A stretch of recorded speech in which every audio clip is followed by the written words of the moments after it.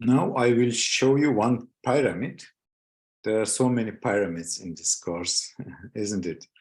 This pyramid is developed from the BMJ, British Medical Journal, Evidence-Based Medicine Group, and published by Alper and Heines. And they divide the evidences into 5 categories. They suggest that 5 categories should be used. The first and bottom category are the studies, the unappraised, plain published studies. Of course, studies published in peer-reviewed medical journals or scientific journals. That does not mean that they are nonsense, because peer review is also very important. Before publication, in order to be published, all these articles undergo a process where some other colleagues, some other medical doctors or scientists, they go through these articles, this research, these reports, and appraise it and decide whether it is worth to be published or not. After that, a step above, we have the systematic reviews or meta-analysis of systematic reviews. These are, of course, now filtered. These are selected, pre-appraised evidence from the studies. The individual studies are merged together and summarized. And the third level is systematically derived recommendations that are the guidelines. That is a step further, where you develop some practical clinical practice guidelines based on the studies and systematic reviews.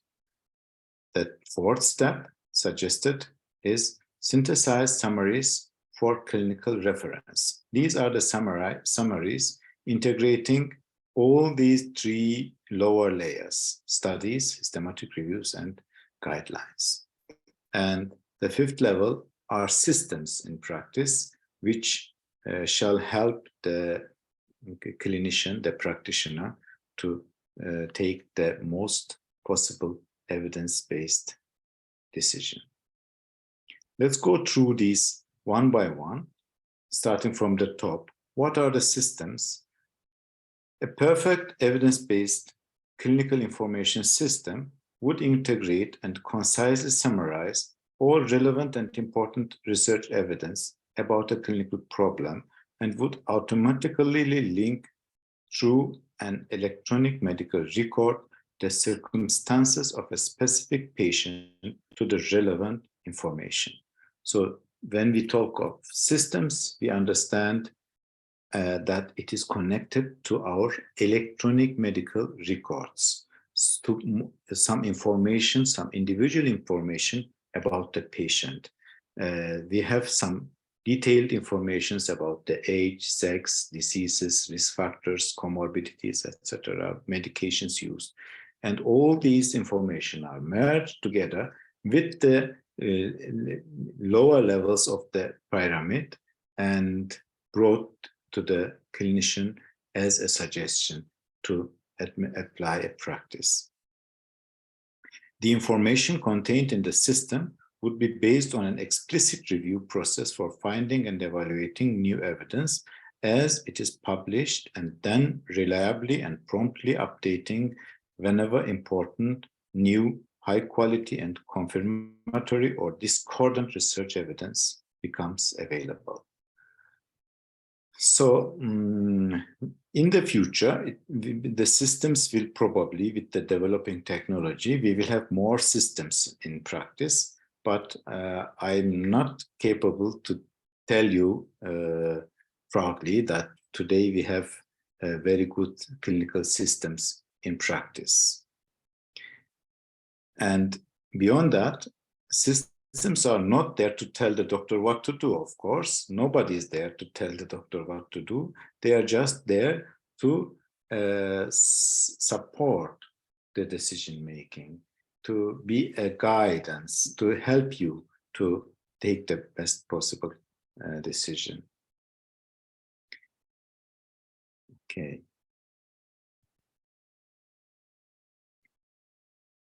For this purpose, the electronic medical records, the most current electronic medical records, the good ones especially, they have some integrated electronic decision support systems. If you have a good medical record using in your clinical practice, it should be able to tell you, give you a summary suggestion based on the best evidence available, derived from the individual researches, the systematic reviews, guidelines, and so on. Here are some publications about the electronic decision support systems. As I said, unfortunately, I cannot tell you that we humans are at this today's level, developmental level, so advanced that we have proudly developed good electronic decision support systems. One study, for example, says small benefits have been observed so far. Moderate improvements in morbidity outcomes were reported. Another one says the evidence for clinical, economic, workload, and efficiency outcomes remains sparse, very low, minimum. However, the demand for health and medical information and advice and decision support is growing, and this is also growing exponentially. So while I'm telling you this today, next year, you may have something brilliant, something excellent in front of you. Don't be surprised. Number 4, going down in the pyramid, is the synthesized summaries for clinical reference. There are several robust systematized summaries of evidence for individual clinical problems. These have varying combinations of both background information and foreground evidence for clinical practice. They combine information on the nature of the condition, the evidence concerning its management, and guidelines from various interested groups, along with the clinical expertise of the author of each topic. As I have shown before, we have some evidence-based resources here, listed here. Some of them I have shown before, and these we can call the synthesized summaries of the evidence. They have, of course, they are not all in the same level of quality. Some marked with the star are graded by one research paper as the one with the best top quartile summary ranking, like the BMJ Best Practice or Dynamed or Essential Evidence Plus, while the others have comparatively lower quality, but they are all useful for the daily practice of the medical professionals. Most of them, unfortunately, are paid, some of them freely accessible, but I suggest you to click on the links and check yourself. The third category, from the top or from the bottom, is the systematically derived recommendations. That means the guidelines. And these are summary texts, but with a much narrower and sharper focus. For example, guidelines, clinical guidelines in the diagnosis and treatment of dysuria, of painful urination, or a single disease condition, or even a special problem within a disease condition, such as diabetic nephropathy, a disease like diabetes mellitus, or even a more special condition. Guidelines should include a statement of the strength of a recommendation and quality of evidence, which is called GRADE. We will discuss this GRADE system as well in our future classes. As I'm working and living in Germany, I have German guidelines accessible, and I'm used to them.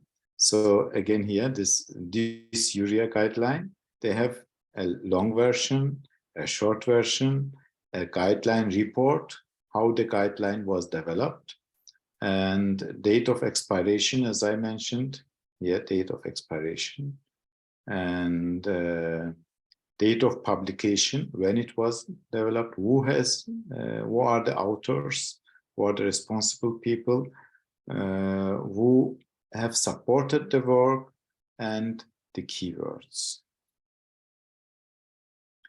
So a good guideline should mention the strength of recommendation. Here, the strength of recommendation is B, and the level of evidence. The level of evidence we mentioned in our previous presentation. 1A, it means systematically available summaries of meta-analysis or best available best evidence publications. And what was the consensus of the authors in writing this recommendation? It is 8/8. All of them have consented, have agreed in making this recommendation sentence. I am not going to translate this recommendation sentence, but it is one recommendation from this guideline. And of course, cited references. This recommendation is based on these two references. There are other guidelines. Many people they know that it is important to have guidelines, so they try to develop guidelines. But my example here is from Turkey. One guideline activity in 2003, where I also participated, that's why I know how it was developed. It is above 100 guidelines developed in a week. And this was a top-down approach ordered by the Ministry of Health and organized and funded by the Ministry of Health. This is not a possibly living guideline, because it is lacking all these features we mentioned in the other good guidelines. They are missing, of course, in this kind of 1 day, 1 week process developed guidelines. They will not be able to survive and to not be able to be updated. The second from the bottom is the systematic reviews, or from these systematic reviews, we also may publish meta-analysis. If clinical summaries and guidelines have clearly and consistently addressed our clinical question, there is no need to look further. But if you don't have a guideline, available clinical practice guideline, then you go and you look for whether there is a systematic, preferably meta-analysis. If no meta-analysis available, a systematic review on a topic. However, it takes time following publications of original articles to prepare clinical summaries and guidelines, and neither provides full details. If you want to be sure that the summary or guideline is up to date and complete enough in its details, then we will need to look for more recent systematic reviews and original studies. So since it is a time-consuming and a difficult process to have a guideline, you may see more systematic reviews before a guideline is updated. But even systematic reviews are not developed from one day to the other.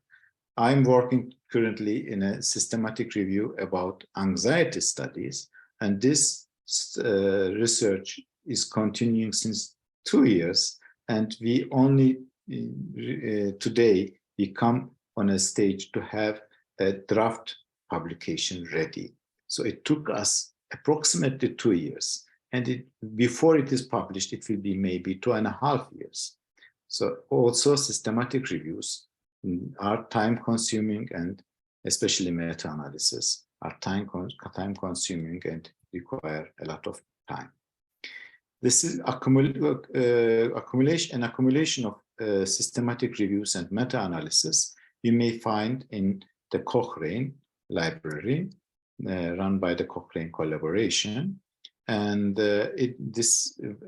although most of its content is unfortunately paid, if you have access, you will find the largest single source of synthesis about the systematic reviews. Okay. Yes.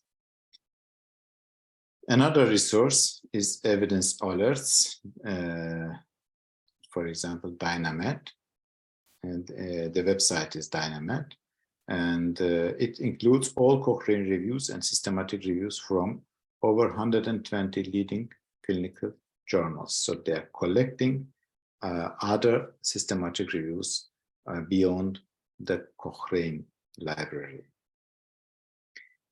The lowest level of evidence are the studies, individual studies.